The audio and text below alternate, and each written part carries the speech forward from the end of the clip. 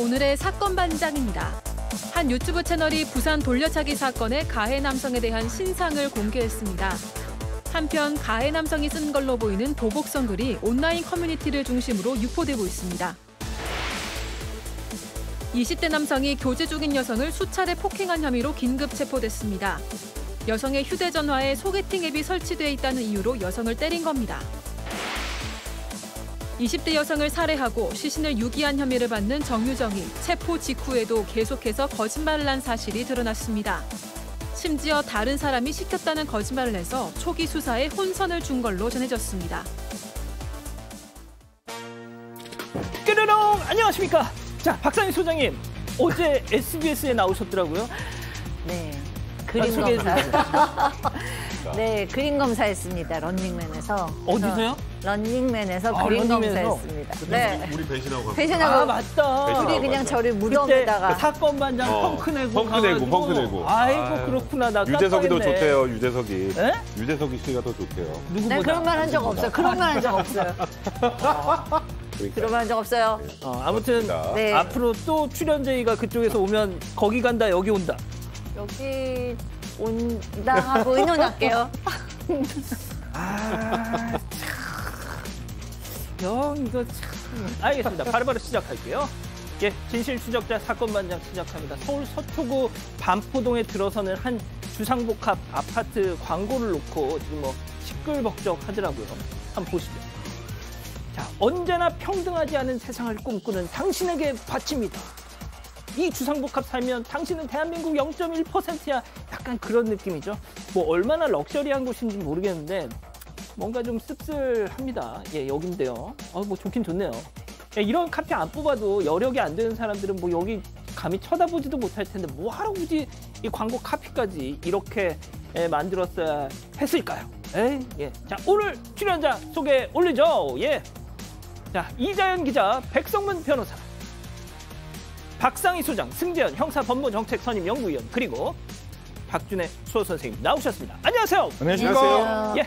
자, 월요일부터 금요일까지 사반 보는 재미가 쏠쏠해요 하신 빵수님, 흉악범들의 신상 공개 사반이 꼭 이뤄내 주세요 하신 하시아 엘 프루토님, 예, 요트 면허 딸 수 있게 도와주신 이진행 실장님 너무 감사해요. 실장님 덕분이에요 하신 김송희님, 대구 동구 율하동 삽니다. 주변에 마스크 부단 투기가 너무 많아요. 진짜 짜증이 날 정도예요 하신 이원길님, 제 고향 하동에서 열린 세계 차 엑스포 지난 주말 성공적으로 끝났습니다 하신 김태종님, 냉동 칵테일 새우에서 락스 냄새 나요 하신 김미리님, 고윤술님, 전윤배님, 윤영진님, 최재윤님 모두 사랑합니다. 자, 재미는 물론 의리로 함께하는 아세사반 뉴스의 육반! 예, 대한민국과 전 세계 동포 가족 여러분의 시선을 모아서 출발합니다.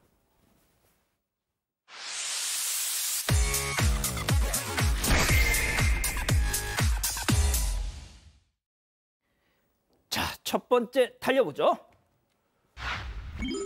음주운전 추격자가 잡았다입니다. 자, 이번 사반 가족께서 직접 제보해 주신 영상 함께 만나보시죠. 자, 뭔가 수상한 앞차와 그걸 쫓는 경찰, 그리고 시민의 차량, 불박 차량, 바로 음주운전 의심 차량 신고를 받고 추격 중인 상황인데요. 자, 시내에서 저 음주운전 의심 차량 무려 시속 180km를 밟고 달립니다. 경찰과의 거리가 점점 멀어지죠. 하지만 아이고 저 그냥 막 빨간불인데도 그냥 가고 있어요. 자, 하지만 시민은 계속 저 차량을 뒤쫓고 있는데요. 자, 위험한 질주를 이어가는 음주 의심 차량. 경찰과 시민이 앞뒤를 막자 그제서야 저렇게 스톱했습니다.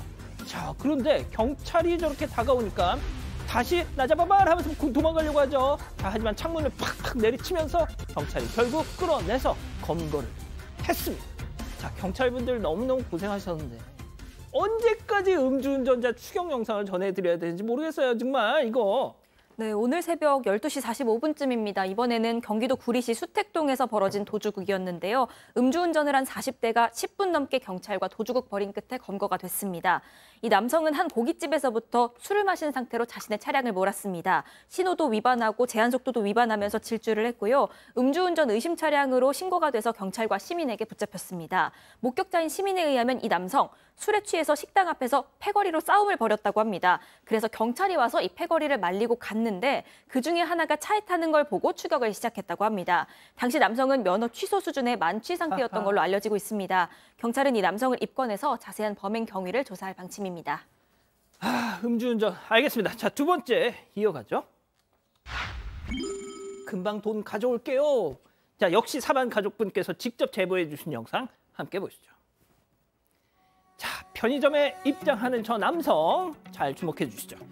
자, 교통카드 3만 원만 충전해 주세요. 저렇게 단말기 위에다 올려놓는데요. 자, 충전 완료가 됐지만 결제는 않고 저렇게 가방과 수첩을 뒤적뒤적하고 있어. 아이고 내 정신 좀 봐. 사무실 가서 내 돈 가져올게 하면서 저렇게 막 연기를 합니다. 지금 사정을 설명하죠. 나 잠깐만 갔다 올게요. 그러더니 예, 뭔가를 건네받고 예, 하지만 저렇게 그냥 가버렸습니다. 먹튀였죠. 자, 소장님, 이젠 교통카드 충전까지 먹튀하고 있는데 좀 전해주시죠. 그러니까요. 정말 생각지도 못한 먹튀도 있군요. 이런 교통카드 먹튀는 처음 보았습니다. 지난달 31일 오전 10시쯤에 경기도 김포의 한 편의점에서 40대, 50대 정도로 보이는 한 남성이 지금처럼 보이시듯이 교통카드를 좀 충전해 주세요. 이거 한 어르신 좀 충전해 주려고 그러는데 내가 돈을 안 가져왔네요. 바로 앞에가 사무실이니까 제가 빨리 가서 돈 가져올게요. 막 그런 거예요. 그러니까 뭐 설마 저 정도 그래도 나이가 있는 사람이 3만 원 때문에 뭐 어떻게 될까 싶어서 해줬습니다. 그런데 5시간을 기다려도 오지 않았습니다. 결국 오지 않았습니다. 근데 이 직원이 예전에도 한번 작년에도 절도 사건이 있어서 경찰에다 신고를 했는데 너무 소액이라 그러면서 종결 처리가 됐대요. 이번에도 너무 화가 났는데 종결 처리가 될 것 같아서 사반에 이렇게 제보하게 되었다고 하셨습니다. 아이고, 그러시군요. 알겠습니다. 자, 꼭 잡으셨으면 좋겠네요. 자, 다음 이어가죠. 폭행 생방송 예쁜 척. 이게 무슨 얘기일까요? 일단 영상으로 만나보시죠. 어디 언니 어디야? 언니 어디야? 어디야? 언니! 뭐?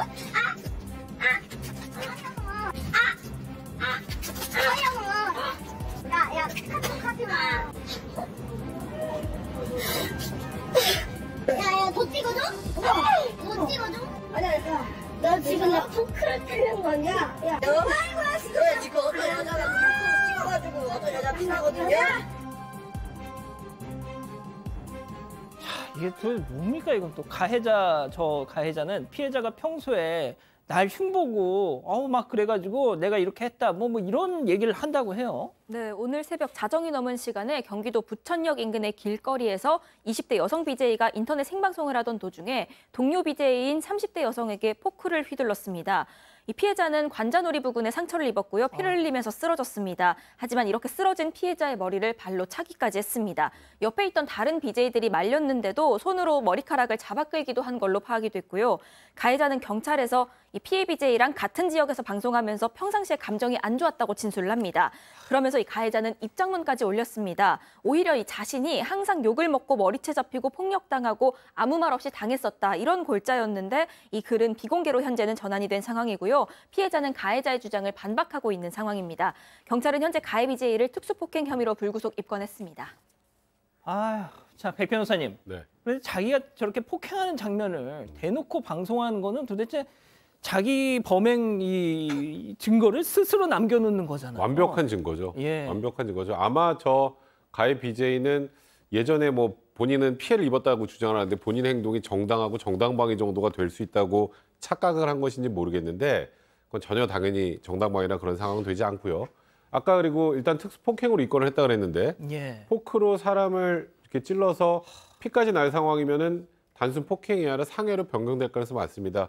죄명은 특수 상해로 변경될 가능성이 많고 전 뭐 이것 때문에 뭐 합의가 된다면 뭐 실형을 살거나 하진 않겠습니다만 예. 본인도 이번에 법이 정말 생각보다 무섭구나라는 걸 알게 되는 계기가 됐으면 좋겠습니다. 자, 소장님, 제가 한 가지만 좀 여쭤볼게요.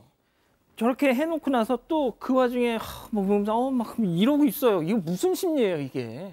네, 그러니까 남들한테 보여주는 모습과 자기의 마음의 두 가지 모습을 가지고 있지 않은가 합니다. 그러니까 저렇게 하면서도 본인은 나는 예쁘다라는 거를 어필함으로써 사람들 관리를 하고 싶지만 그 마음속은 그런 마음이 아니겠죠. 좀 요즘 왜 이렇게 이해할 수 없는 일들이 많은지 모르겠어요. 자, 다음 이어가죠. 총기 난동 빵이야 빵. 이게 무슨 일? 자, 지하철에서 벌어진 일 영상으로 만나보시죠. 자, 노란색 옷 남성과 모자 쓴 남성 큰 소리로 막 다투죠.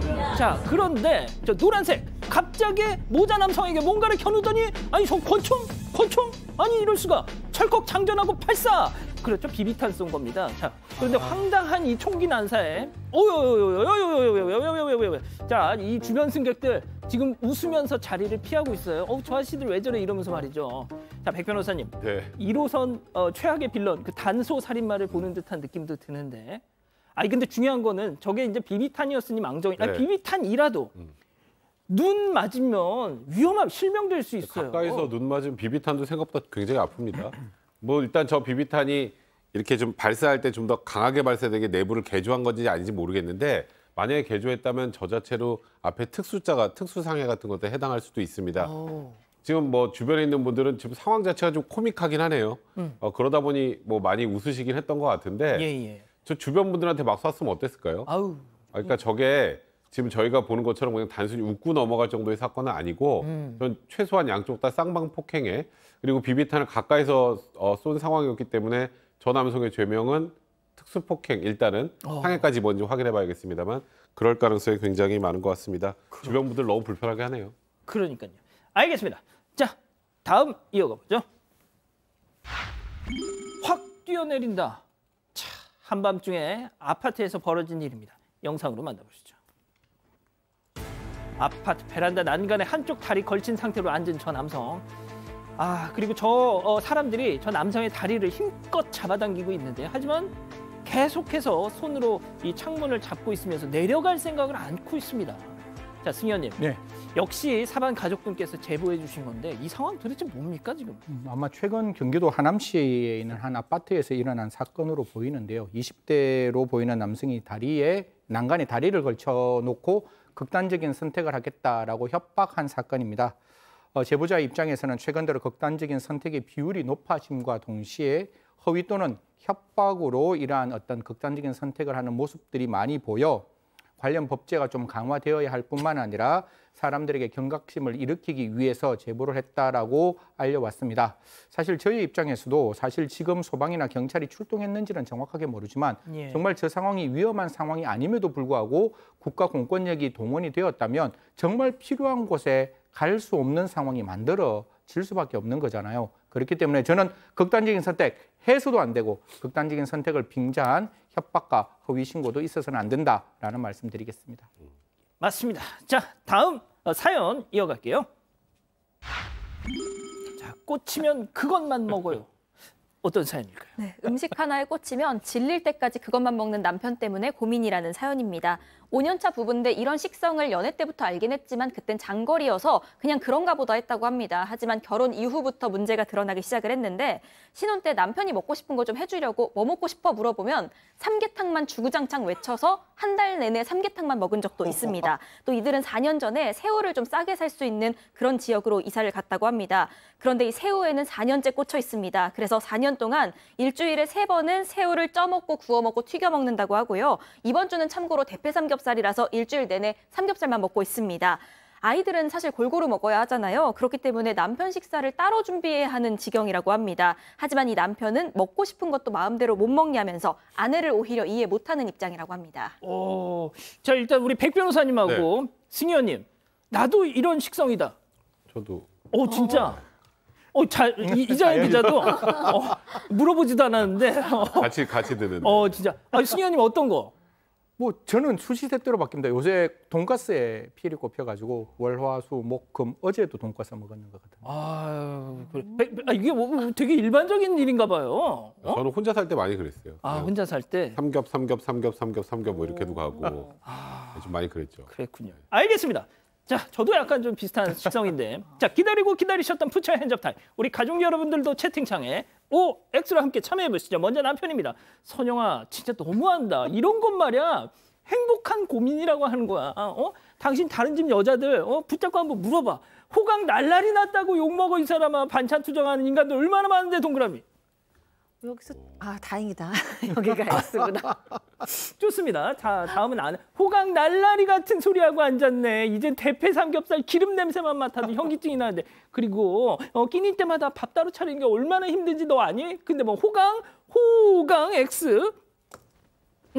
자, 우리 이거는 백 변호사님은 나중에 한번 들어보고요. 우리 승희 의원님부터. 뭐 남편이 좋아하는 거 먹으면 그거는 그냥 쟁겨 놓으세요. 쟁겨 놓고 남편한테는 그거 딱 한 상 차림 만들어 가지고 주고 나머지 따로 이렇게 드시면 됩니다. 그런데 이걸 같이 함께 더불어 먹는다는 생각 때문에 불편한데요. 그냥 남편은 남편 먹는 거 딱 하나에 뭐 삼계탕이면 이렇게 팩으로 들어가 있는 거 있잖아요. 7개 딱 싸서 그거는 남편한테 다 주고 나머지 우리끼리 챙겨 먹으면 되니까 그렇게 하면 되지 않을까. 굳이 남편과 더불어 함께 하려는 저 따뜻한 마음이 여러 가지로 불편함을 창조를 했다라고 보니까요. 남편 그냥 따로 먹고 싶은 거 돈가스 월화수 목금토 이렇게 튀겨주시면 됩니다. 에어프라이기로 튀기면 아주 맛있습니다. 예.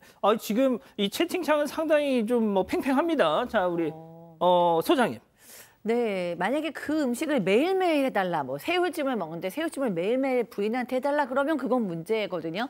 그냥 새우를 이만큼 사다 놓고 그냥 해 먹어라. 내지는 튀겨 먹어라. 아니면 그냥 한 번에 돈가스 이만큼 해놓고 그냥 데펴 먹기. 이러면 그게 더 편한 것 같아요. 근데 도리어 제 주변에는 남편이 매일매일 반찬을 새 거를 해달라고 해요. 아이고. 그거는 제가 아무리 생각해도 너무 짜증스러운 일이거든요. 그거에 비하면 이렇게 똑같은 거 계속하는 건 그래도 좀 참아줄 만하지 않나. 오, 그렇군요.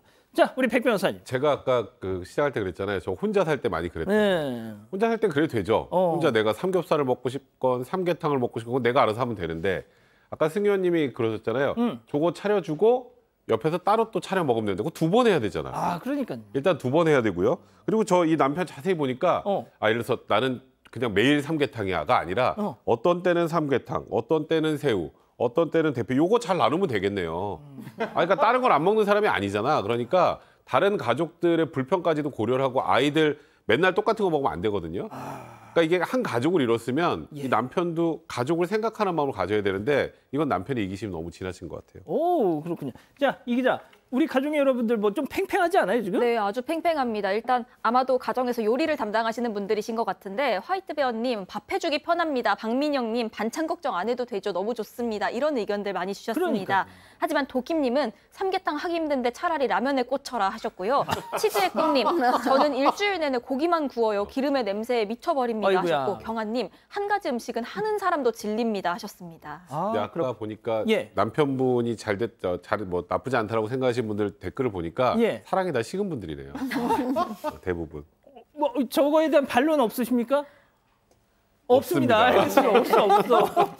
예. 자, 지금 JTBC 뉴스 채널과 사건반장 독립 채널에서 동시에 지금 생방송 전해드리고 있습니다. 자, 얼마 전 인천 소래포구에서 꽃게를 샀다가 이 낭패를 본 한 누리꾼의 이 사연을 소개해드렸는데 사반가족 박종훈님이 지난 주말 이 소래포구 어시장에 가셨대요.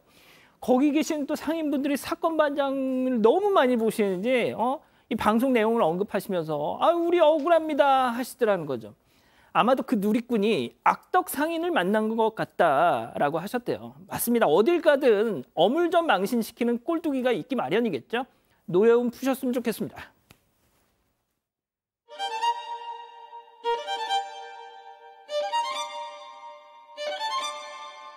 누가의 시그니처 모션 N모션 프로. 척추를 위한 의료기기 누가 베스트 N모션 프로. 콘드로이친 이젠 검증이 필요하겠죠. 어떤 콘드로이친인지 충분히 콘드로이친을 담았는지 기능성은 그건 기본 아닌가? 관절이 기억할 만하네. 이름값이란 이런 것. 관절엔 콘드로이친 1200.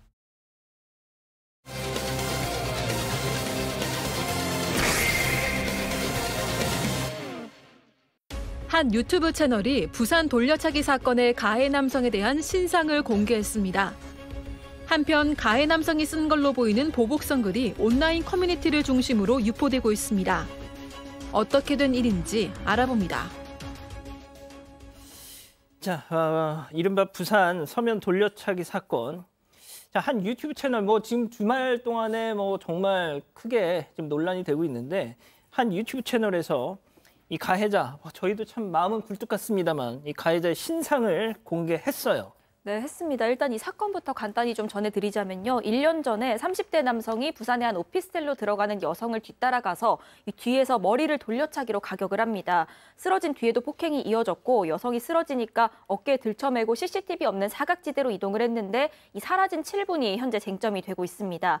1심에서 살인 미수 혐의로 기소가 돼서 12년 선고를 받았는데 항소심 과정에서 피해자가 사건 당시 입고 있던 옷에서 가해자 DNA가 검출이 됐습니다. 그럼에 따라서 강간 살인 미수로 공소장 변경이 있었고요. 현재 검찰이 2배가 넘는 징역 35년을 구형해서 선고를 앞둔 상태였습니다. 그런데 이런 가운데 한 유튜버가 자신의 채널을 통해서 이 가해자인 30대 남성의 신상 정보를 공개를 한 겁니다. 이 영상에서 가해자의 얼굴 사진뿐만이 아니라 이름, 나이, 주거지, 그리고 키와 체격 같은 정보까지도 모조리 공개가 됐습니다. 이 영상의 조회수가 현재 480만 회를 넘어서고 있습니다. 자, 이제 400만 명이 넘게 그걸 보셨다니까 많이들 아시겠지만 승현님이 어떤 내용들이 있는지 좀 정리해 주시죠. 이게 사실 신상 공개가 되면 딱 3가지밖에 공개 안 되죠. 그 사람의 이름, 그 사람의 사진, 그냥 그 사람의 나이 나오는데 사실 지금 신상 공개 되어봤자 우리 사진밖에 못 보잖아요. 실질적인 인물은 전혀 볼 수 없는 상황인데요. 지금 나와 있는 입장에서는 사진이 그대로 지금 현재의 모습과 유사한 사진이 나오고 키와 혈액형과 과거의 전과 기록까지 전부 다 이렇게 공개되어 있는 범위가 공개되고 있습니다. 오히려 신상 공개보다는 많이 공개가 되고 있어서 과연 이게 공익을 위한 범위일 거냐에 대한 논란이 있을 수 있는데 이거를 아마 이 유튜브도 알고 있는가 봐요. 내가 사실적시 명예훼손으로 처벌받을 수 있는 가능성은 있지만 지금 현 상황에서 이 피고인이죠. 이 피고인의 신상이 공개될 수 없는 현재의 상황을 고려하면 나는 신상을 공개하는 게 맞다라고 생각해서 공개한다라고 이야기를 하는데 여기서 제가 언론하고 조금 이렇게 찾아보니까 피해자의 측의 인터뷰는 들어가 있습니다. 피해자도 이 가해자의 신상이 공개되었으면 좋겠다라고 들어와 있는 내용은 이 유튜브 안에 들어오는데 그 피해자의 변호인 측이 이야기했는 것은 그 피해자 입장에서는 신상 공개가 적법하고 의법하게 되는 걸 원하는 것이지 이런 형태의 사적 형태의 신상 공개를 원한 것은 아니다. 이런 이야기가 나오고 있습니다. 그래서 누리꾼들도 이런 이야기 하죠. 시원하다. 이거 국가가 신상 공개 안 해주면 이렇게 신상 공개하는 거 필요하지 않겠느냐라는 측면과 반대적인 측면, 사적 제재가 아니냐 이렇게 감론을박이 이루어지고 있는 상황입니다. 그 부분은 이제 소장님이 조금만 더 구체적으로 말씀해 주시죠. 네, 일단 제가 지금 이 인터넷 사이트에 들어갔어요. 유튜브에. 근데 대부분은 사실은 이 의견이 충돌하고 있지만 이 유튜브에 달린 댓글은 정말로 좀 잘했다, 응원한다. 그리고 보니까 후원금도 많아요. 가슴이 뻥 뚫린다. 아무도 못났은 일에 대변해줘서 고맙다. 당신은 영웅이다. 정말 경악을 금치 못하겠는데 이런 사람을 이렇게 응징해줘서 고맙다. 피해자분 힘냈으면 좋겠다. 박수를 보낸다. 이런 응원의 글이 훨씬 많습니다. 그러나 이제 이 유튜브는 이 카리큘라 탐정사무소 자체 유튜브이기 때문에 이제 후원자들이나 응원하시는 분들이 많이 몰려 있는 상황이고요. 댓글 보니까 거의 3만이 넘어가고 거의 4만에 육박하고 있습니다. 그렇게 응원이 쏟아지고 있는데 그럼에도 불구하고 또 이렇게 아무리 공익을 위한 필요한 조치라고 하지만 개인에 의한 신상 공개는 사적 재개라는 반론도 지금 만만치 않습니다. 그러니까 억울한 마음은 이해하지만 그래도 법의 테두리 안에서 해야 되지 않냐라는 의견도 지금 속속 많이 들리고 있습니다.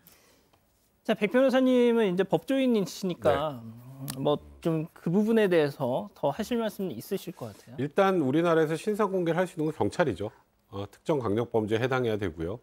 근데 만약에 이제 이렇게 일반화 아무나 누군가 범죄자의 사진을 이렇게 공개하고 신상을 공개하게 되면 기준이 사라져 버립니다. 이제 아주 간단한 작은 사건부터 아주 중한 사건까지 경중 없이 다 공개가 되기 때문에 오히려 사적 복수의 영역이 발생할 수도 있고요. 그리고 이제 저 사람뿐만 아니라 주변 사람들까지 이제 공개의 범위가 넓어지는 그런 부작용들 분명히 있습니다. 그런데 제가 꼭 좀 말씀드리고 싶은 건 왜 저 사람 얼굴이 공개되니까 대중들이 이렇게 환호할까요? 응당 공개가 되어야 될 사람이 공개가 되지 않았기 때문입니다. 그렇죠. 그러니까 신상 공개 제도 자체가 우리나라가 굉장히 좀 기이하게 운영되는 측면이 분명히 있다 보니까 대중들 입장에서는 당연히 응당 공개가 되어야 될 사람은 공개가 되지 않으니 그러니까 누군가 제3자가 나서 이렇게 공개하고 그럼 공개하고 나면 이게 법에 맞느니 틀리느니 갑론을박이 이루어지고 저는 사실 이번 사건을 보면서 오히려 신상공개 제도가 좀 더 구체적이고 투명화한 그런 일정한 기준이 마련되는 하나의 계기가 되는 그런 사건이길 좀 바라고 있는 상황입니다. 그 처음에 이 사건을 저희 JTBC가 맨 처음 단독으로 전해드리고 사건 반장도 정말 처음부터 아주 이 피해자분과 함께 이 사건을 전해드렸었는데 저희도 당연히 가해자에 대한 어떤 사진이나 영상 이런 거 다 갖고 있었죠. 갖고 있었지만 모르겠습니다. 제가 이제 말미에서 또 다시 한번 말씀을 드리겠습니다만 저희는 언론사잖아요. 언론사가 현행 법을 무시하면서 할 수는 없는 거 아닙니까? 아무리 그게 옳다고 하더라도 법의 테두리 내에서 할 수밖에 없는 것인데 저희도 답답했습니다만 아무튼 자 소장님. 네. 그런데 중요한 건 말이죠. 피해자의 입장입니다. 이 신상 공개에 대한 가해자의 신상 공개. 그런데 네. 정작 이 피해자분은 이럴 줄 몰랐다고 하시더라고요. 네, 좀 반가워하기보다는 굉장히 당혹스러워하고 계신 상황입니다. 해당 유튜버한테 이 신상 공개를 해달라는 얘기를 한 적이 없다. 그리고 공개를 할 건데 어떻게 했냐라는 의견을 본인한테 이 피해자분한테 물어본 적도 없다고 합니다. 나는 신상 공개가 되기는 원한다. 왜냐하면 추가 범행이 그만큼 걱정스럽기 때문에 여러 공공기관에 가서 이 신상 공개를 요청을 했다. 근데 이제 거절당했고 그러나 그럼에도 불구하고 그 방법은 합법적이어야 된다고 생각을 한다라고 얘기를 하셨다고 해요. 그다음에 이 피해자께서는 나는 사실은 이 가해자 신상을 공개했다는 사실도 이 유튜브 영상을 보고야 알았다. 아하. 그러니까 이 유튜버하고 서로 사전에 얘기가 입이 맞추어진 상태는 아니라는 거죠. 근데 영상을 보면 저도 봤지만 첫 부분엔 이 피해자 인터뷰가 먼저 나오거든요.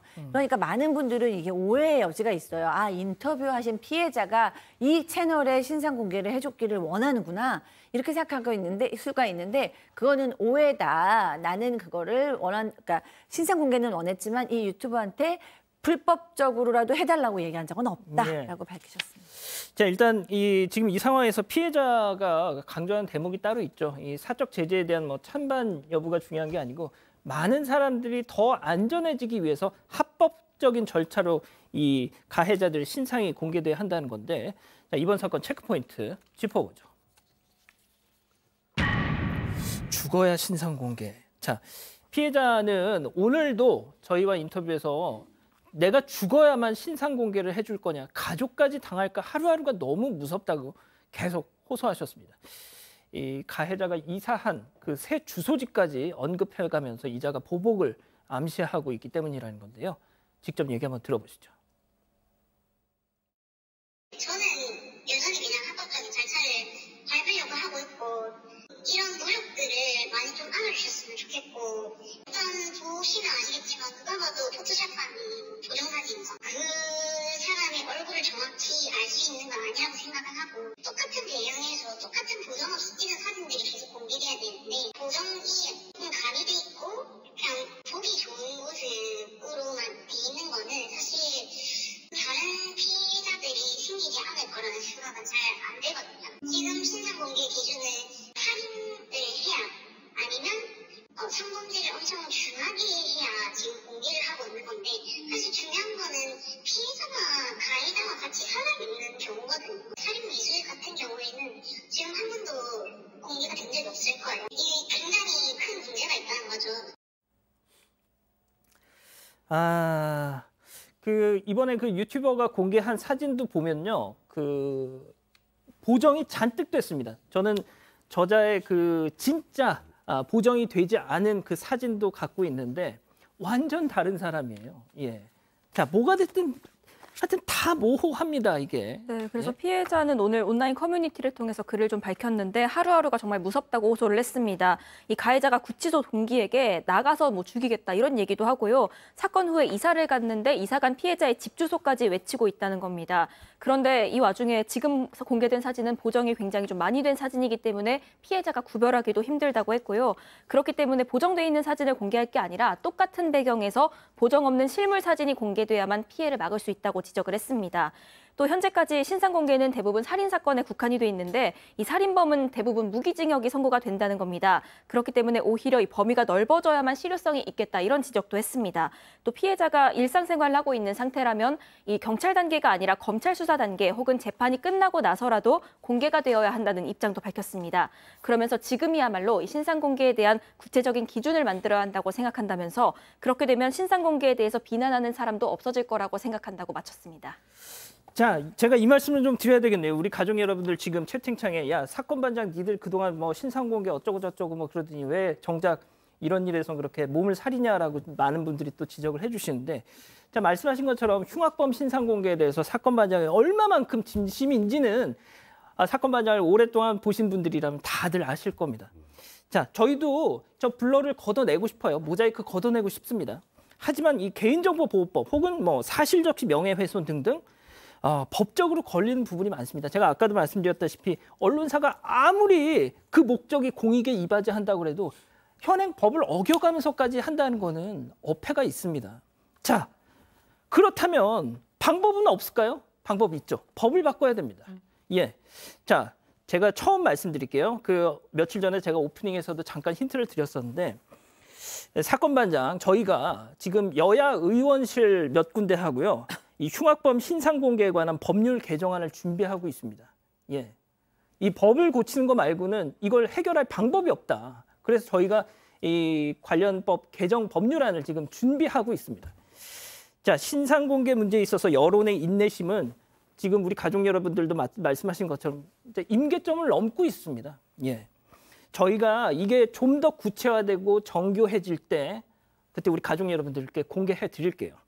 자, 승 의원님하고 백 변호사님 이 관련해서 좀 짧게 두 분의 입장 말씀해 주시고 정리하죠. 저희가 뭐 법을 만드는 또 법을 지원하는 국책연구기관으로서 두 가지를 말씀드리면 신상 공개가 되면 제대로 되자. 이게 효과성의 문제입니다. 고유정 때부터 커튼머리를 확 하고 나오면 신상 공개를 시켰는데 우리는 알 수 없는 거죠. 신상 공개의 효과성이라는 거는 세 가지입니다. 국민의 알 권리를 충족하고 재범을 방지하고 범죄를 예방하는 건데 범죄의 예방과 재범의 방지를 위해서는 그 사람의 얼굴을 알아야 되고 국민은 그 사람의 얼굴을 알고 싶은 거지 머리를 내린 모습을 알고 싶지도 않는 거예요. 앵커가 말씀했다시피 완전히 보정처리 완전히 돼서 전혀 다른 사람의 모습을 우리가 알고 싶지도 않는 건데 적어도 신상 공개가 그렇게 어렵게 되었다면 제대로 되게 신상 공개를 할 수 있도록 그 모습을 보이도록 만듦과 동시에 저는 이 피해자분이 진짜 신상 공개에 대해서 철두철미하게 생각하셨다고 봐요. 피의자가 무죄 추정의 원칙에 강하겠습니까? 피고인이 무죄 추정의 원칙에 강하겠습니까? 최초 단계의 피의자가 더 무죄 추정에 강함에도 불구하고 그 사람에게 신상 공개하잖아요. 그런데 지금의 상황에서는 피고인이 되면 재판 단계에 가면 그 어떤 법도 대한민국의 그 누구도 그 사람의 신상을 공개할 수 없는 거예요. 그러면 적어도 법원에서 1심 판결이 유죄가 났다면 법원이 판단해서 그 사람의 신상 공개를 할 수 있도록 만드는 것, 피의자가 가능하다면 피고인도 가능하게 만드는 것, 이게 왜 안 되는지 이 부분에 대해서 반드시 개정 법률안에는 포함해야 된다. 이번에도 그 피고인의 얼굴이 항소심에서 공개될 가능성이 있었다. 기다려달라. 이랬으면 이 유튜버가 안 했을 수도 있는 거거든요. 지금은 절대 그게 불가능하기 때문에 이런 일들이 발생하고 있으니까요. 예. 국민의 눈높이가 어디인지 정확하게 알았으면 좋겠다는 말씀 드리겠습니다. 자, 백 변호사님은요? 지금 승 의원님 말씀하셨던 것처럼 이 사람이 그 사람이 맞는지가 최소한 확인이 돼야 되는데, 그래서 저는 검거 이후에 뭐 미국에서 머그샷이라고 하죠. 예. 그 사진을 찍어서 공개하는 게 일단 1차적으로 가장 효과적일 것이라는 생각이 들고, 제일 중요한 건 범죄의 범위입니다. 예. 그리고 기준의 일관성이고요. 지금 똑같은 사건도 언론에 노출되면 공개, 언론에 노출 안 된 비공개, 그런 사건 굉장히 많습니다. 찾아보시면. 그러니까 어느 정도 이상 되는 사건의 경우 의무적으로 공개를 한다든지 뭔가 재량의 여지를 좀 줄이는 게 필요하다는 생각이 들고요. 그 재량을 판단하는 건 동기가 비난받을 동기인지 비난받지 않을 만한 참작할 만한 동기 정도만 나누면 되는 것이지, 범죄 종류나 이런 것에 대해서는 좀 참작 여지를 없애는 게 좋고, 그리고 대중들이 생각할 때 정말 공개를 해야 된다라고 하는 이런 범죄들이 굉장히 많죠. 공개가 안 됐던 사건들 중에. 그런 범죄들이 어떤 것인지 한번 찾아서 힌트를 가지고 판단해 보시면 좋을 것 같습니다. 아무튼 앞서 제가 말씀드렸다시피 저희가 준비하고 있는 관련법 개정 법률안 준비가 되면 우리 가족 여러분들께 꼭 먼저 보고해 드리죠. 자, 이렇게 정리하고요. 두 번째 사건 이어갑니다.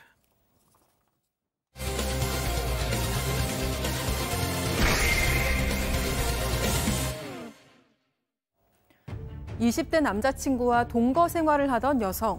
다른 연인들처럼 평범하게 지냈지만 2주 전부터 두 사람의 관계는 삐걱대기 시작했습니다.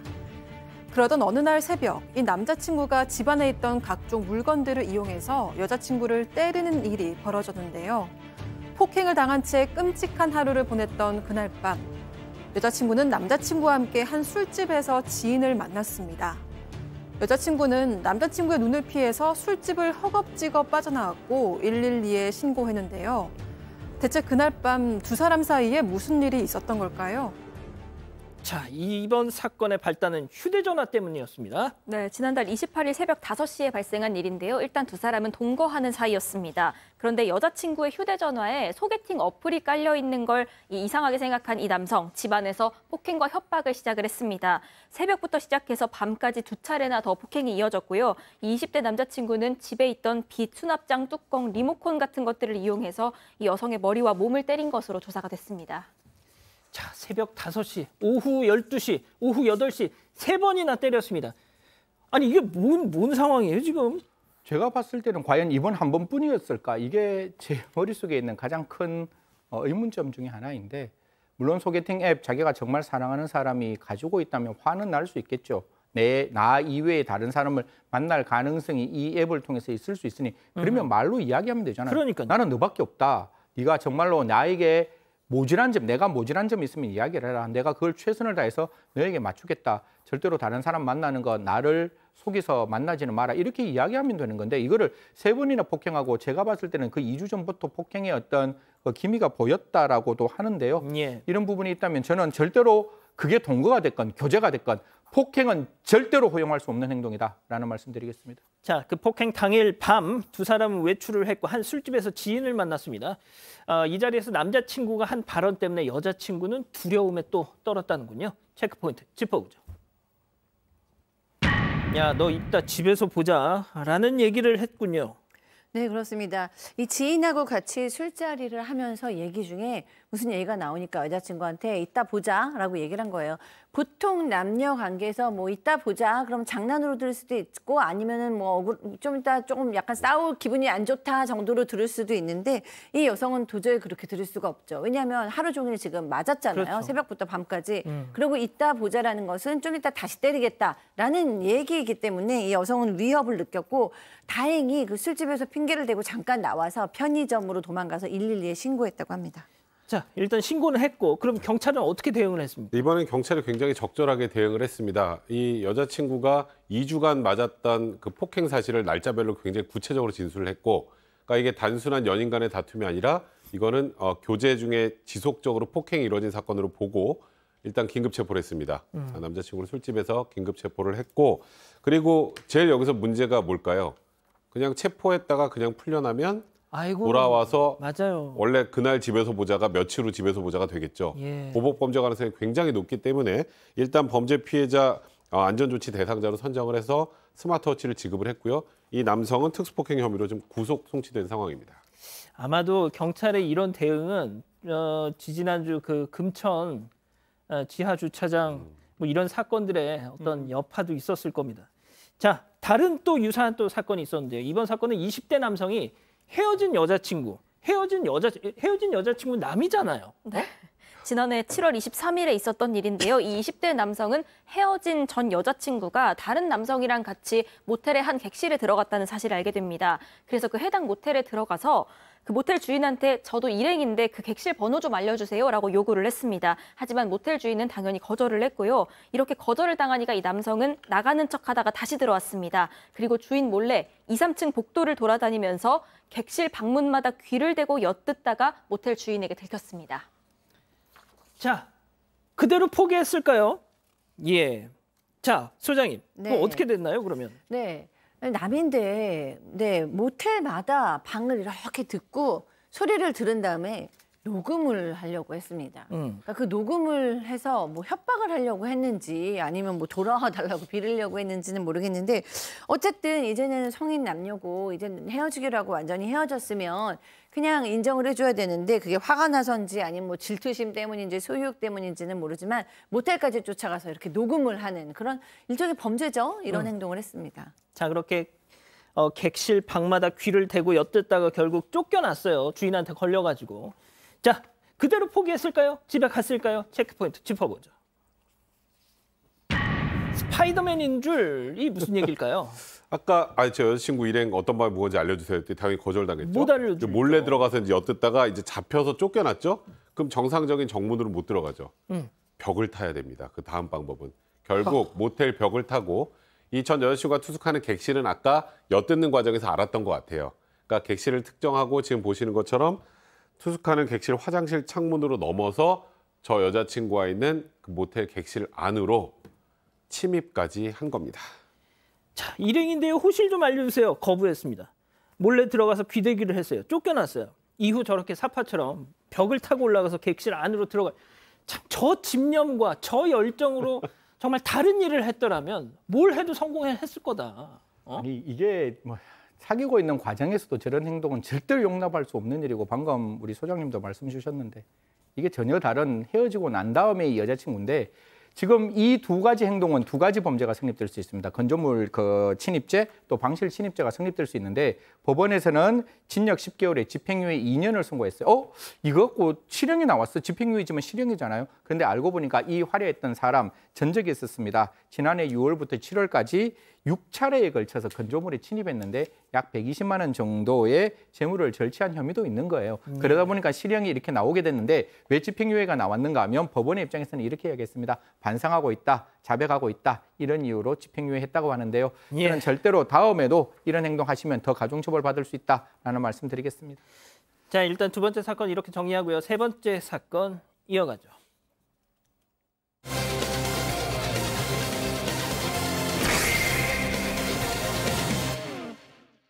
20대 여성을 살해하고 시신을 유기한 혐의를 받는 정유정이 체포 직후에도 계속해서 거짓말을 한 사실이 드러났습니다. 심지어 다른 사람이 시켰다는 거짓말을 해서 초기 수사에 혼선을 준 걸로 전해졌습니다. 정유정의 행각을 파헤쳐봅니다. 자, 체크포인트 먼저 짚어보죠. 거짓말입니다. 네, 지금은 송치가 된 상태인데 경찰 조사 단계에서 거짓말에 거짓말이 이어졌다는 사실이 뒤늦게 드러나고 있습니다. 일단 첫 조사에서 한 얘기는요, 이거였습니다. 피해자 집에 도착했는데 웬 여성이 이미 살해를 했더라. 그리고 자신에게 그 시신 치워주면 저 여자로 살게 해주겠다고 말했다. 이런 진술을 했습니다. 죽인 사람은 따로 있다. 예, 하지만 경찰이 계속 추궁을 했고요. 그랬더니 자신이 살해했다고 털어놉니다. 그러면서도 피해자랑 다투다가 우발적으로 범행을 저질렀다고 진술을 했고 이 얘기가 초기 진술로 기사화가 되기도 했습니다. 하지만 지금은 아시다시피 이마저도 거짓말이었습니다. 살인을 해보고 싶어서 그랬다라고 뒤늦게 털어놨고요. 계획 범행을 숨기기 위해서 거짓말을 했던 겁니다. 또 긴급 체포당할 당시에도 배가 아프다고 호소해서 응급실까지 다녀왔습니다. 하지만 이마저도 꾀병이었던 걸로 드러났습니다. 자, 결국 뭐 가족의 설득으로 인해서 심경의 변화를 일으켰다. 이건 저희가 이제 지난 금요일 날 전해드렸는데, 자, 승 의원님, 이 범행 당시 정유정의 행각을 보면 이해할 수 없는 부분이 먼저 범행 직후에 자신이 살해한 피해자의 옷을 입었다는 거 아니에요? 이거 무슨 심리입니까? 저는 이 정유정 보면 더 무섭고 더 섬뜩한 게 굉장히 사이코패스적인 경향도 경향도 보이지만 또 한편으로는 굉장히 이렇게 그와 반대되는 측면도 보이는데 지금은 고등학교 학생, 중학생의 모습을 갖고 들어가는 거는 그 피해자를 살해하기 위해서 쉽게 접근하기 위해서 그런 거예요. 나 과외 받는 학생이에요. 저 과외 받으러 왔어요. 저 학생이니까 문 열어주세요. 라고 들어가고 난 다음에 피해자를 무참하게 살해하고 난 다음에 그 범죄의 흔적이 남으니까 그 옷을 갈아입고 피해자의 옷을 입었다는 거예요. 혹시 시청자분 김태현 기억나십니까? 논현동 세모자 살인 사건. 그 김태현은 태연하게 옷을 준비해 갔어요. 그러니까 자기가 이미 그 사건 현장에서 범행에서 나타날 수 있는 혈흔들이 묻을 수 있는 옷을 다른 옷으로 갈아입기 위해서 왔는데 지금은 이런 어떤 정유정의 모습은 이런 모습들이 보이지 않고 지금의 영상에 나오듯이 저거는 피해자를 살해하고 난 다음에 피해자를 담기 위해서 가는 캐리어를 들고 가는 모습이거든요. 저런 모습도 일반적이진 않는 모습이라서 어떻게 보면 저는 굉장히 또 한편으로 섬뜩한 모습이 보이고 있다. 이래 말씀드리겠습니다. 자, 그런데 정유정의 이 고교 동창이라고 하는 사람의 글이 한 온라인 커뮤니티에 올라왔는데 그분은 정말 깜짝 놀라셨더라고요. 네, 그러니까요. 이제 동창이라고 밝힌 분이 이렇게 얘기했어요. 고등학교 때 같은 반이었는데 그때도 진짜 사람들하고 못 어울렸고 좀 이상했다.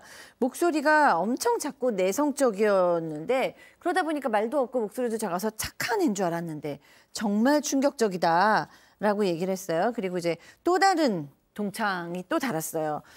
나는 얘가 우리 동창인 거는 몰랐다. 근데 다른 친구가 우리 동창이었어 라고 얘기하면서 졸업사진을 보여줬다. 아마 학교 다닐 때는 내가 몰랐던 거 보니까 존재감이 없었던 것 같다. 다른 친구들이 지금 막 알려줘서 알았다라고 얘기했어요. 그러니까 존재감이 드러나지는 않는 조용한 학생이었다라는 제보들인 것 같습니다. 예.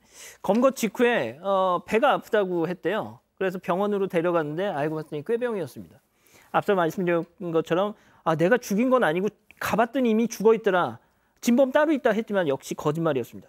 자, 승희 의원님. 네. 보통 이제 사이코패스들이 자신의 어떤 이 상황을 통제하는 어떤 그런 쾌감, 그런 데서 오는 쾌감을 즐기기 위해서 막 거짓말을 이렇게 밥 먹듯이 한다라는 또 그런 분석이 있잖아요. 사이코패스의 일부 면에서는 분명히 그런 말 나오죠. 굉장히 통제력이 강하고 남을 속이는 기술이 굉장히 높다라고 보는데 제가 아까 말씀드렸다시피 아까 그 보이는 약간의 허술한 모습도 있지만 지금 저희들 입장에서는 정유정을 이렇게 눈으로 보지 못했기 때문에 나와 있는 내용으로 조심스럽게 추측하고 확인할 수밖에 없는데 저는 세 가지가 정말 제 마음속에는 굉장히 놀라운 일인데 첫 번째 시청자 여러분 마지막에 정유정이가 인터뷰할 때 왜 신상 공개됐는 거에 대해서 어떻게 생각하시나요? 물었을 때 뭐라고 대답하는가 하면 검찰에 가서 내가 제대로 소명하고 수사를 받겠다라고 나오는 거예요. 신상 공개와 관계없이 검찰에 가서 내가 뭔가를 이야기를 해야지 당신 앞에서는 이야기를 하지 않겠다라는 모습은 앞에 있는 두 가지와 똑같은 맥락인 거죠. 나 배가 아프다. 일단 뭔가 자기가 아픈다는 모습을 보이고 그다음 변호사 없으면 진술하지 않겠다. 뭔가 방어권에 대한 문제가 보이고 내가 아닌 다른 사람이 범죄를 저질렀다. 내가 범인이 아니다. 라는 점과 동시에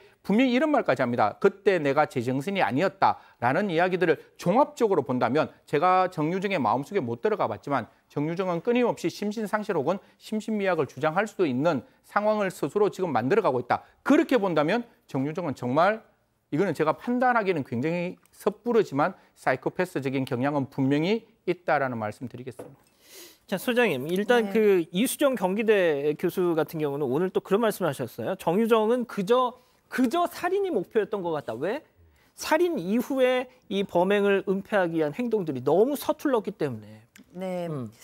저는 일단은 은둔형 외톨이로 5년 동안 지내면서 망상이 시작됐던 것 같고 그 망상이 이제 시작이 된 게 병리적으로 커졌던 것 같고 거기에 이제 사이코패스적인 기질도 있었던 것 같고요.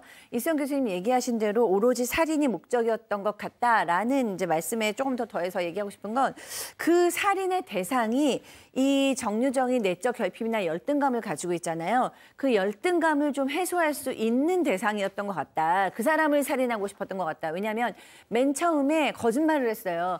누군가가 있었는데 그 사람이 나한테 얘기하기를 네가 이거 처리해주면 이 피해자의 신분으로 살게 해줄게 라고 얘기했다는 거예요. 그리고 또 하나는 그 피해자의 옷을 입잖아요. 그런 걸 볼 때 그 피해자를 살인함으로써 그 피해자의 인생을 내가 가져올 수 있을 것 같은 예. 그 사람의 명문대 학생, 영어도 잘하고 부모에게 사랑도 받는 그런 일반 여대생의 인생을 내가 가지고 오고 싶었을 것이고 그것이 무의식적으로 영향을 미쳐서 그 학생의 옷까지도 아무렇지도 않게 입은 것이 아닌가라는 생각이 들었습니다. 그렇군요. 자, 백 변호사님 마지막으로 네. 앞으로 수사 방향 좀 한번 좀 정리 좀 해주시죠. 일단 정유정의 살인 중에 제일 이해가 안 되는 부분이 있죠. 동기. 아까 살인 그 자체를 가지고 있었던 큰 욕구가 있었던 것 같다라는 뭐 이제 이수정 교수님의 분석도 있었습니다만 실제 그런 경우가 그렇게 많지는 않기 때문에 예. 어떤 이유로 진짜 뭐 TV 프로그램이나 이런 것들을 보고 살인의 충동을 느껴서 하게 된 것인지 그 부분 확인이 필요하고요. 그리고 두 번째로 피해자와 관계가 없죠.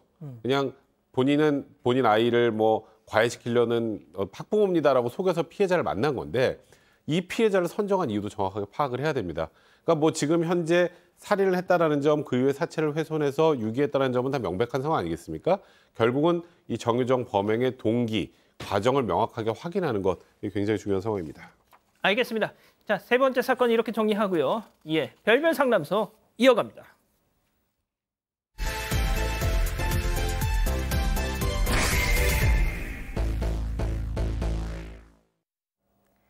몇 년간 지속되었던 남편의 외도로 이혼 소송을 진행 중이던 전 씨는 끔찍한 일을 겪고 맙니다. 바로 이혼 소송 첫 재판기일에 남편이 극단적인 선택으로 생을 마감한 건데요.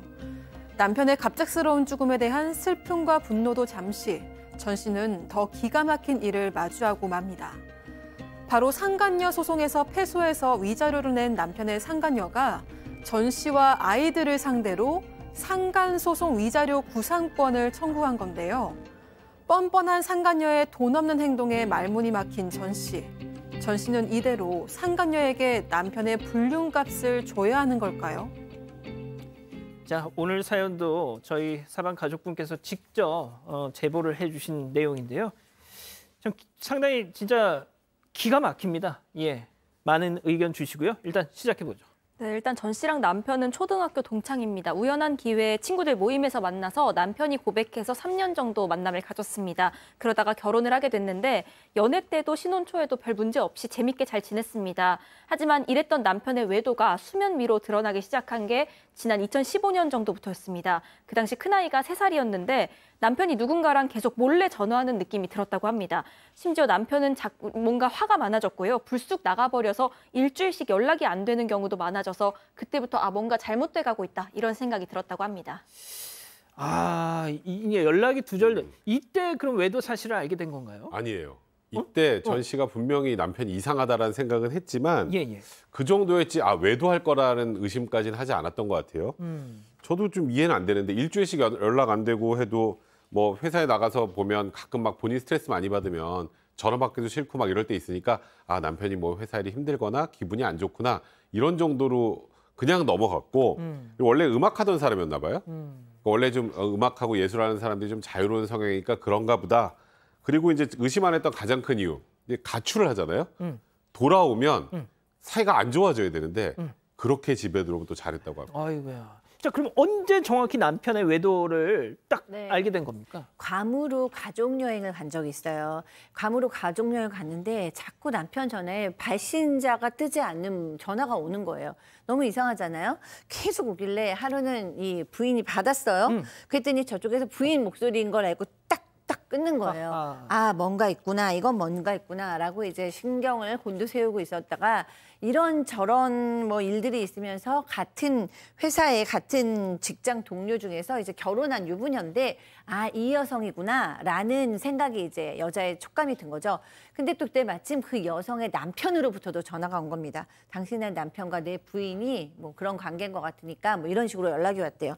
근데 이 아내는 그럼에도 불구하고 이 남편한테 크게 뭐 당신 바람핀다라고 얘기하지 않고 이렇게 양쪽 배우자들이 전화를 하고 의심하는 건 문제가 있다. 그러니까 거리를 둬라. 딱 이렇게 얘기를 한 거죠. 자, 경고를 했으면 알아들었어야 되는데 계속됐다는 거잖아요. 뭐 소규의 경일기 정도가 됐는 것 같은데 2017년 다시 이 남성은 가출을 합니다. 부인의 입장에서는 뭔가 확인을 해야 될 필요가 있다라는 입장에서 남편의 전화기에 자동 녹음 기능을 만들게 되는 거죠. 아니나 다를까 그 내용의 녹음 내용들이 그 상간녀로부터 들리는데 여기서부터 이제 경악할 일이 발생합니다. 둘이 회사 근처에 집도 구하고 있다는 집도 구하고 있어서 그 부인이 생각하는 지금 이제 생각하는 것보다 훨씬 더 깊은 관계였다라는 걸 알게 되었죠. 정말로 지금 자녀가 2명 정도 있으니까 이제 정말 가정을 지키고 싶어서 또 참고 넘어갔는데 이렇게 집을 저라도 똑같을 것 같습니다. 집을 나갔다 들어왔다를 반복한다고 한다면 결국 이혼할 수밖에 없지 않았을까. 그래서 이혼 소송을 준비 중이라고 합니다. 예. 그래서 저렇게 해서 이혼을 결심하셨어요. 자, 그런데 지금부터가 참 황망한 일이 벌어집니다. 이혼 소송을 딱 시작했는데 극단적인 선택을 했어요. 네, 일단 전 씨가 이혼 얘기를 꺼내자마자 이 남편은 나는 이혼할 생각 없다. 지금처럼 이렇게 살면 되지 않냐. 이렇게 뻔뻔하게 나왔다고 합니다. 하지만 전 씨는 이렇게는 못 살겠다 선언을 했습니다. 그리고 이혼 소송을 진행했고요. 어차피 내 가정도 깨지는데 더 참을 필요는 없다 싶어서 상간녀 소송도 같이 진행을 했습니다. 그리고 3달 만에 첫 재판 기일이 잡혔습니다. 그런데 이날 이 남편이 법정에 나오질 않은 겁니다. 이 상간녀 소송, 이혼 소송이 병합돼 있어서 상간녀 그리고 그쪽 변호사 전 씨 이렇게 관계자들은 다 나왔는데 남편만 쏙 빠진 겁니다. 그래서 일단 기일은 미뤄지게 됐고요. 그 이후로 남편한테 연락을 해보려고 하는데 아무리 해도 연락이 닿질 않습니다. 그러다가 2주 만에 남편의 본가, 그러니까 시가로부터 전화 한 통을 받습니다. 이 남편이 첫 재판기일 잡혔던 그날 극단적인 선택을 했고 그 시신이 뒤늦게 발견이 됐다. 이런 내용이었습니다. 아무리 남편이 외도를 저질러서 지금 이혼 소송을 해야겠다라고 막 결심을 하고 지금 이 진행을 했지만 그래도 이렇게 극단적 선택을 했다는 얘기를 들었을 때 얼마나 큰 이 충격을 받으셨겠습니까? 이 제보자 전 씨의 얘기 직접 한번 들어보시죠. 한 명이 안 왔으니까 그냥 다음으로 미뤄서 하겠다. 이렇게 하고 집에 왔는데 본가에서 전화가 와서 좋지 않은 소식을 전하게 됐다 하길래 그 사실을 알게 됐어요. 그 사실도 놀라운데 제가 제일 처음으로 가야 되는 게 경찰서더라고요. 진짜 어떻게 했는지 모르겠어요. 진짜 수사년 소송도 힘들었지만 찾는 게 더 힘들었어요. 밤에도 자꾸 생각나고. 그래도 이혼하면 애들이 아빠를 풀 수는 있잖아요. 근데 이거는 영원히 풀 수도 없고 그렇네요. 자, 소장님, 이후부터 또 상간녀가 상당히 그 도를 없는 행동을 했다는 건 또 무슨 얘기죠? 네, 그렇습니다. 그 남편이 사망을 했기 때문에 이혼 소송은 자동적으로 종결이 됐어요. 그래서 상간녀 소송만 했습니다. 근데 이 상간녀는 끝까지 본인은 외도를 하지 않았다고 잡아댔어요.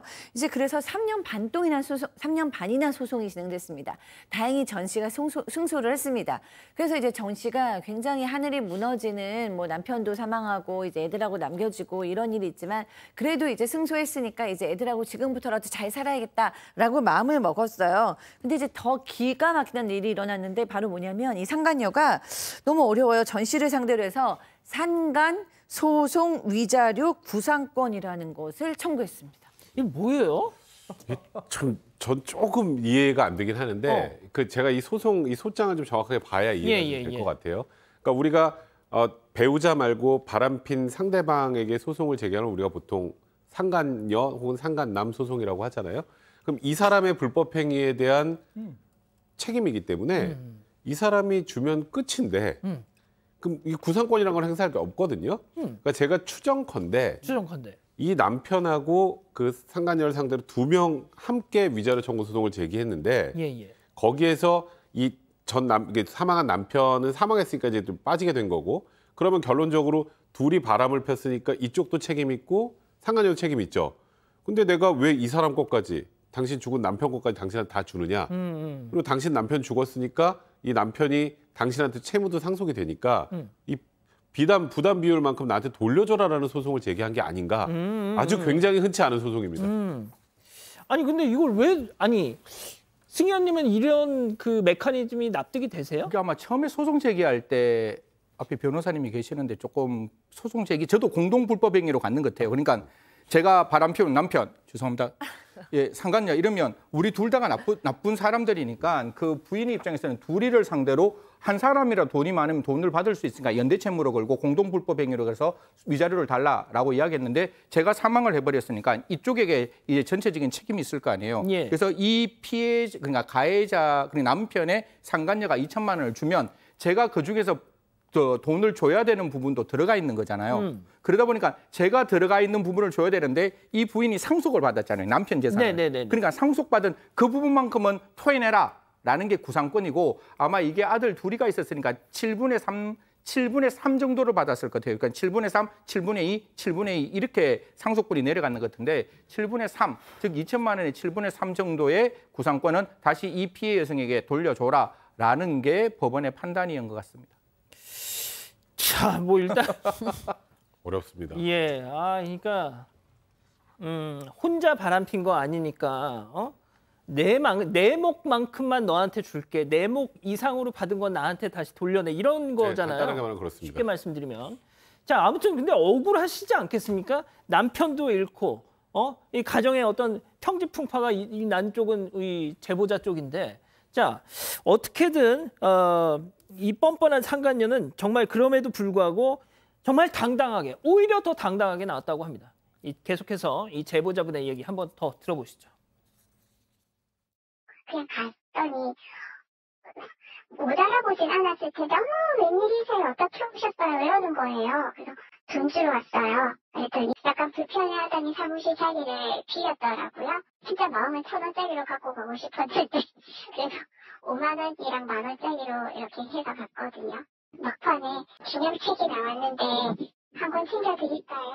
이 사진이 있는데 애들이 아빠 보면 좋아할 거예요 할 때 너무 또 화가 나서 입에 애들 이름 오르내리게 하지 말라고 했더니 그럼 자기 놀리려고 왔냐고 소송하겠다고 이러는 거예요. 아이고 그 돈을 또 뭐 그냥 주러 또 거기까지 가셨어요 또. 네, 그렇게 직접 주고 왔는데 그 저녁에 모르는 번호로 전화가 옵니다. 받아보니까 이 상간녀였습니다. 당시 돈 주면서 직접 세보라고 몇 번이나 얘기를 했는데 굳이 안 세보고 그냥 가져갔다고 합니다. 그리고 영수증에 사인까지 받아서 돌아왔는데 다짜고짜 저녁에 전화해서 하는 말이 11만 원이 모자라다는 거였습니다. 그래서 전 씨가 너무 황당해서 분명히 맞게 넣었다. 세보라 그럴 때 안 세보더니 이제 와서 이러면 어떡하냐 이렇게 얘기를 했더니요. 상간녀가 여기까지 오느라 차비도 쓰셨는데 그냥 그 돈으로 애들 과자나 사주세요. 이렇게 마치 인정을 베푸는 듯한 태도를 보인 겁니다. 이런 뻔뻔한 행동에 전 씨는 너무 기가 막히고 오히려 자신을 약 올리는 것 같아서 너무 괴로웠다고 합니다. 자, 일단 뭐 빨리빨리 좀 가보겠습니다. 네. 자, 백 변호사님. 네. 아까 이제 승희 의원님이 잠깐 말씀하셨는데 이 아이들한테까지 이 상간녀가 뭔가 이렇게 했어요. 아이들한테도 되게 상속분만큼 토해내라고 소송을 제기한 겁니다. 아내한테 한 거랑 똑같이. 근데 제가 하나 좀 궁금한 건 제가 이 제보자랑 직접 얘기를 안 해봐서 모르겠는데 통상적으로 이게 구상권 인정이 잘 안 되거든요. 그래서 혹시 그러니까 상간녀가 소송을 제기했는데 무대응하신 게 아닌가. 무대응을 하게 되면 무변론, 변론 없이 원고 승소 판결이 나오는 경우가 있습니다. 그럴 가능성이 높다는 생각이 개인적으로 조금 드는데 일단은 지금 금액도 한 1,500만 원 정도를 지급하셨다거든요. 2천만 원 중에. 그러니까 남편이 잘못한 것, 상간녀가 잘못한 게 반반이라면 1,000만 원을 예를 들어서 합쳐서 지급했다면 제가 좀 납득이 되는데 1,500만 원을 지급했다는 건 상간녀가 제기한 소장에 나온 액수 그대로가 아닐까. 대응을 하지 않는 바람에. 뭐 최근에도 그런 유사한 사례들 있지 않았습니까?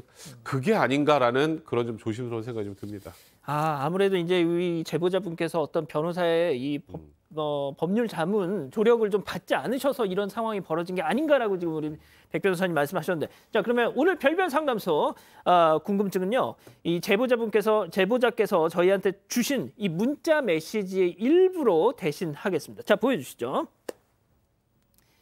자, 예. 억울하기로는 제 아이들만 한 경우가 있을까요? 아빠랑 바람핀 여자가 자기 혼자 불륜한 거 아니니까 너네 아빠가 낼 돈 너희도 내라. 지금 이러고 소송한 거잖아요. 애들은 아빠를 평생 보지도 못하는데. 자, 승희 의원님부터 좀 한 말씀 좀 부탁드릴게요. 예, 뭐 저는 법원 눈물이 있다라는 게 제 기본적인 주장이고 법원 피해자 편에 서야 된다는 게 제 어떻게 보면 일관된 생각인데요. 이럴 때 왜 성명권을 행사하지 않았을까? 이게 뭐 무대형 쌍불이라 그래서 2번 출석하지 않으면 그 원고 승소가 되는데, 그러면 어떻게든지 그 피고 측에게 지금 부인이죠. 돈을 달라는 게 상간녀고 그다음 돈을 줘야 되는 게 피고 지금 부인이니까 어떤 형태로 조금 했어야 되고, 중간에 변론 없이 뭔가 이루어지면 좀 성명권이라고 해서 뭔가 이게 잘못되었다라고 이야기를 해주는 부분이 있어야 되는데 이 부분이 왜 없었을까? 예. 저는 모르지만 정말 모르지만 조금만 좀 이런 부분에 대해 신경을 썼으면 좋겠다는 말씀 드리겠습니다. 자, 소장님. 예. 네.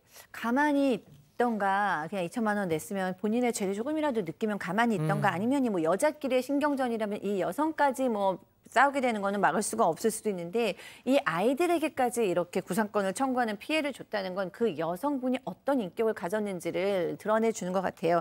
아이들에게는 자세히 설명해 주실 필요 없다고 저는 생각합니다. 아빠가 천국에 갔지만 아이들의 마음에는 아빠가 좋으신 분으로 남는 것이 아이들을 위해서도 좋을 것 같아요. 네, 이런 인격의 여성 이제 잊어버리시고 아이들과 행복하게 사셨으면 좋겠습니다. 자, 백 변호사님. 일단 지금 법적으로 제가 설명드리지 못한 부분은 이제 좀 약간 비어있는 부분이 있어서 그런 것 같고요. 그걸 다 넘어서 이 상간녀가 했던 그간의 행동은 어떤 방식으로든 용서받기 좀 어려운 행동이 아닌가, 그 위로의 말씀 좀 드리겠습니다. 저희가 일단 시간 관계상 좀 더 구체적인 어떤 말씀을 못 드리는데 궁금한 게 있으시다면 우리 백 변호사님께 좀 따로 한번 여쭤보셨으면 좋겠습니다. 자, 우리 가족 여러분들 반응도 짧게 소개해 주시죠. 네, 지혜통님, 남의 가정 파탄내놓고 참 파렴치하네요. 나무고양이님, 상속자가 되고 싶어서 됐나요? 남편이란 사람이 비겁한 선택을 해서 어쩔 수 없이 된 건데 하셨고요. 이초코님, 이 정도 뻔뻔해야 바람을 피우는구나, 이런 의견 주셨습니다. 자, 뭐 일단 이 정도로 정리하겠습니다. 별별 상담소 마무리하고요. 글로벌 픽 이어가죠.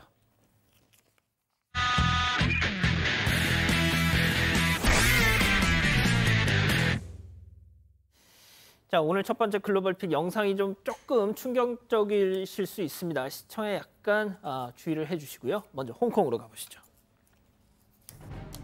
네, 이곳은 사람들이 북적이는 한 쇼핑몰입니다. 그런데 갑자기 소란스러워지는 모습이죠. 한 남성이 흉기로 쇼핑을 하던 두 여성을 공격했기 때문입니다. 이 주변에 있던 사람들은 황급히 현장을 피하는데 공격을 당한 두 여성도 어떻게든 빠져나와 보려고 합니다. 하지만 남성은 끈질기게 따라붙었고 이 여성들은 속수무책으로 당하고 말았습니다. 정말 충격적인 사건이었어요. 네, 공격당한 두 여성은 급히 병원으로 이송이 됐지만요. 안타깝게도 숨을 거두고 말았습니다. 두 여성의 목숨을 앗아간 이 가해 남성, 범행 전 바로 이 쇼핑몰에서 범행 도구를 구매하는 모습까지 포착되기도 했습니다. 경찰 이야기 들어보시죠. 被捕男子咧年齡係39歲，無業，係睇唔到係呢死者與呢個被捕人係認識嘅。好啦，我哋初步調查，被捕人咧係有精神病記錄。 네, 현지 언론에 따르면 가해 남성은 과거에 자신의 가족도 흉기로 공격한 전적이 있었다고 합니다. 아이고. 너무나 잔혹한 범행에 주변에 있던 사람들 모두 도망치기 바빴는데요. 이 식사를 하던 중 비명을 들은 한 남성이 의자 2개를 들고 가해 남성을 제압했습니다. 이 남성의 이야기도 들어보시죠.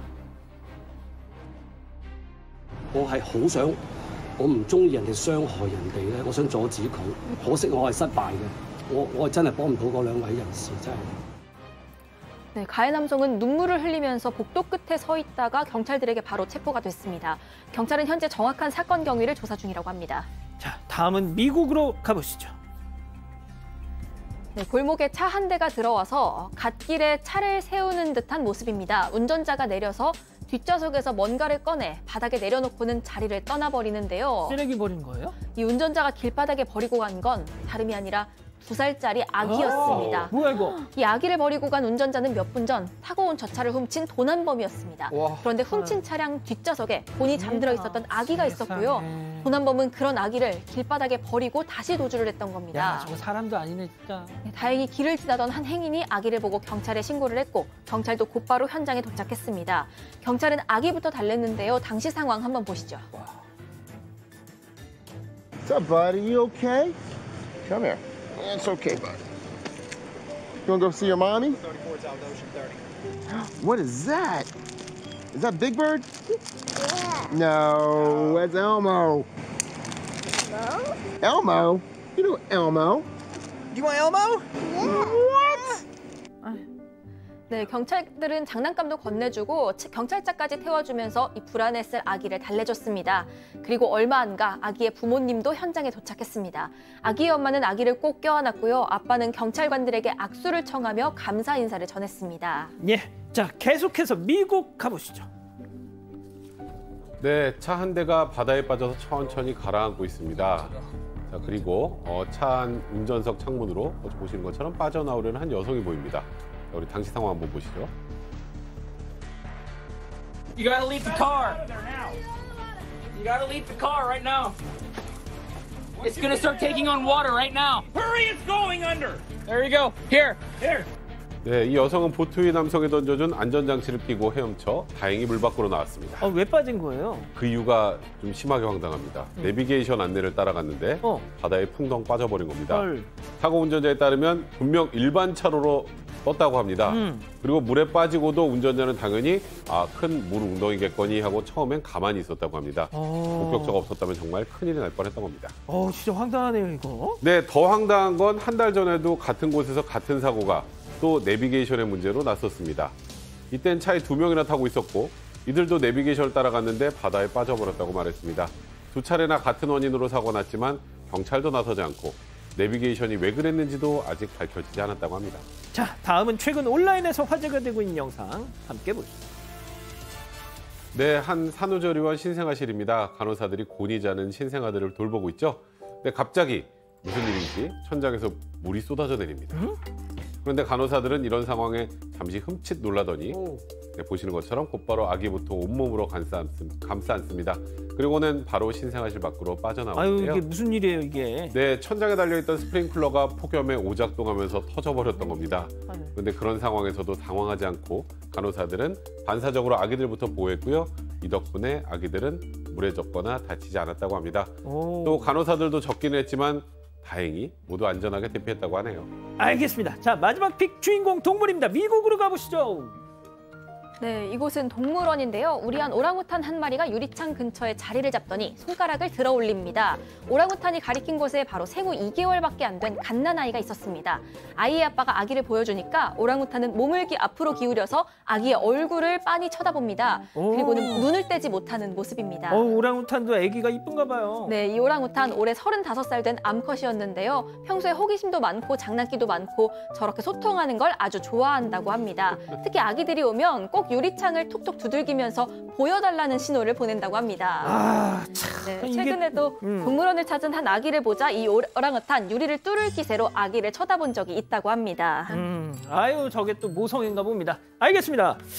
자, 예, 사랑하는 사건반장 가족 여러분 행복한 밤 보내시고요. 저희는 내일 현충일 하루 쉽니다. 수요일 별이 6개 반, 4반, 6반 수요일 저녁 6시 반에 오겠습니다. 안녕히 계십시오.